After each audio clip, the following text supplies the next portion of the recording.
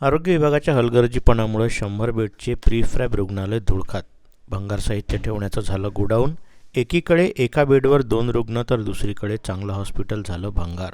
अमरावतीचे जिल्हा सामान्य रुग्णालय केवळ अमरावती जिल्ह्यातीलच नव्हे तर या ठिकाणी आसपासच्या जिल्ह्यातून व मध्य प्रदेशातून रुग्ण उपचार करून घेण्यासाठी दाखल होत असतात. 400 बेडची क्षमता असणाऱ्या या रुग्णालयात अनेकदा 500-600च्या वर रुग्ण उपचारासाठी दाखल होत असतात. त्यामुळे कित्येकदा एका बेडवर 2 तर कधी खाली जमिनीवर झोपून उपचार केला जातो. कोरोना काळात बेडची कमतरता पडू नये यासाठी सुपर स्पेशालिटी हॉस्पिटल मागे 100 बेडच्या प्रीफॅब रुग्णालयाची निर्मिती करण्यात आली. मात्र या ठिकाणी कर्मचाऱ्यांच्या कमतरतेमुळे हे प्रीफॅब रुग्णालय आता भंगार साहित्य ठेवण्याचं ठिकाण झालं असून आजूबाजूला मोठ्या प्रमाणात झाडे झुडपे वाढली आहे.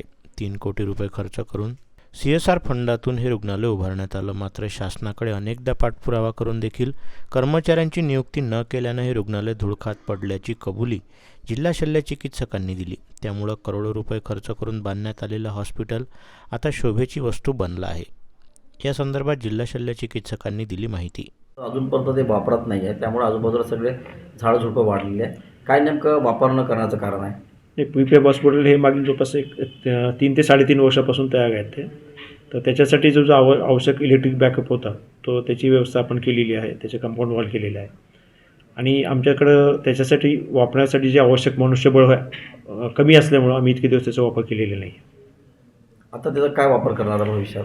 तर शक्यता आमचं असं आहे की मेडिकल कॉलेज जे आपल्याकडे तयार झालेलं आहे तर त्याच्यासाठी जे वेगवेगळे डिपार्टमेंट्स आहेत तर त्या डिपार्टमेंटसाठी आम्ही ह्या प्रीफॅबचा उपयोग करण्याबद्दल आमची याबद्दल एक बैठक झालेली आहे.